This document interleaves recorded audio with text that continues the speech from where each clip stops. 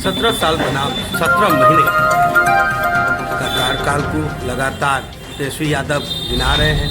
विभिन्न जिलाओं में जोश परोस के साथ उनको समर्थन भी मिल रहा है युवाओं को। उस पर पारू का रुझान कैसा रहेगा? जिस तरह की 3 तारीख को वहाँ रैला होना है पटना में, क्या कहेंगे इस पर? पारू में पूरे जोर शोर से तैयारी चल रही है और मैं समझता हूं कि पारू विधानसभा से युवाओं में इतना उत्साह है और कार्यकर्ताओं में इतना उत्साह है। 17 साल में एनडीए की सरकार जो नहीं की वो 17 महीना में युवा नेता तेजस्वी यादव जी ने कर दिखाया है। इससे काफ़ी उत्साह है और मैं समझता हूँ कि उत्तर बिहार की जो रैली जाएगी उसमें 1 नंबर में पारू विधानसभा। इससे लोकसभा चुनाव पर क्या असर पड़ेगा? जिस तरह के रुझान नौकरी के नाम आपके ही सरकार में जब आप साथ में थे, नीतीश जी के साथ थे, बार बार पलट जाते हैं, उससे क्या लगता है, क्या इफेक्ट कर पाएगी जनता को? कितना इस नौकरी के नाम पर कितना सफलतापूर्वक आप लोग? देखिए 17 साल तो बिहार में एनडीए की सरकार थी, 10 साल केंद्र में बीजेपी की सरकार थी।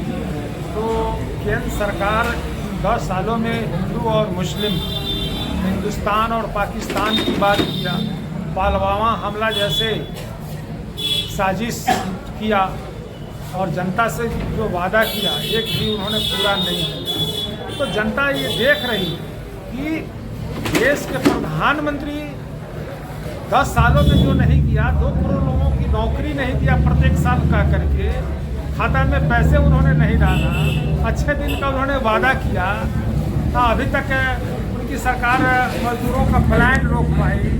मनरेगा का जो हमारे मजदूर भाई है गांव में रहने वाले, उनको जो है कि 5 सालों में 1 रुपया का बढ़ोतरी मजदूरी में नहीं किया, लेकिन महंगाई कहाँ से कहाँ चली।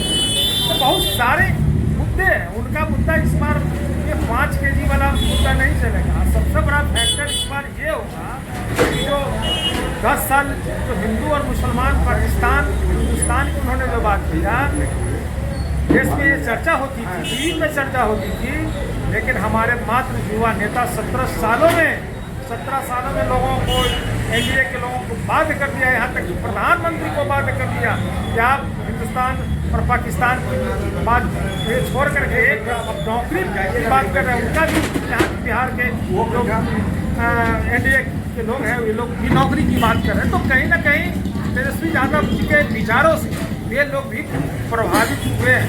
तो इसका तो निश्चित रूप से व्यापक असर, देश में असर देखा जाएगा और इसका लाभ जो है कि आने वाला समय में लोकसभा के चुनाव में। ऐसा पहली बार हो रहा है कि किसी नेता के स्वागत में रात 2-3 बजे तक युवाओं की टोली तेजस्वी यादव जिंदाबाद बात के नारे लगाते हुए मिलते हैं। एक वजह क्या? बेरोजगारी या रोजगार? क्या जन विश्वास जो आपने निकाला है? आप तो देख रहे हैं कि 2 बजे 3 बजे भोर तक युवा जो है उत्साहित होकर के तेजस्वी जी को देखने, एक झलक देखने के लिए लोग बेचैन हैं। तो उत्साह इसलिए है कि जब तेजस्वी यादव जी जब डिप्टी सीएम बनते हैं 17 महीने के लिए, तो 2 बजे भोर में हॉस्पिटल का औचक निरीक्षण करते हैं, 1 बजे रात में हॉस्पिटल का औचक निरीक्षण करते हैं और ठंडा के दिन में पूरे बिहार कंबल में, रजाई में सोया हुआ है। लेकिन ये नौजवान जो है कि बिहार के लोगों का स्वास्थ्य का चिंता है, इसलिए जो है कि 12 बजे 1 बजे रात में हॉस्पिटल का औचक निरीक्षण करने का काम किया। तो उसके लिए लोग क्यों नहीं उत्साहित होंगे 12 बजे? जब हम आपके लिए 12 बजे तैयार हैं तो हमारे लिए भी आप तैयार हैं। तो सीधा दिखलाई दे रहा है ये सब। अब रह गई बात, पारू विधानसभा क्षेत्र से पूर्व प्रत्याशी भी रहे, वैसे में वहाँ भी पलायन का मामला है, वहाँ औद्योगिकरण की भी बात होनी चाहिए, वहाँ भी बहुत सारी चीज़ योजनाएं होनी चाहिए। पारू क्यों पीछा है? ये पारू तो दियारा क्षेत्र माना जाता है, सभी लोग जानते हैं कि वो दियारा क्षेत्र है। और उद्योग की जहाँ तक बात है तो ये विधानसभा लेवल का ये कोई मामला नहीं है, ये केंद्र सरकार का मामला है, सरकार की मामला है। अभी तो देख रहे हैं कि मोदी जी आए थे मोदीपुर में, मोदीपुर में आए थे तो प्रचार उन्होंने किया था कि हम चीनी मिल अगले बार मतलब इस बार चालू करेंगे और अगला बार आएंगे तो निश्चित रूप से इस चीनी मिल का जो है कि हम चाय पी करके जाएंगे। तो जनता देख रही है कि अब चाय पीने आते हैं कि नहीं आते हैं। तो ये सारी बात है। उद्योग तो ये लोग कभी लगाया कुछ किया, सुई का कारखाना लगाया।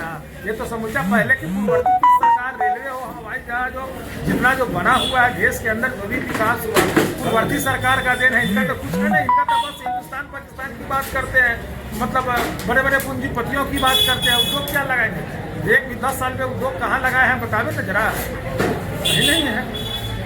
इथेनॉल प्लांट पर क्या कहेंगे? वैशाली में पड़ता है, काम तो की है, लेकिन जो युवाओं से जो वादा था तेजस्वी जी कहना है मैंने निभाया। चलिए फिर बात करेंगे।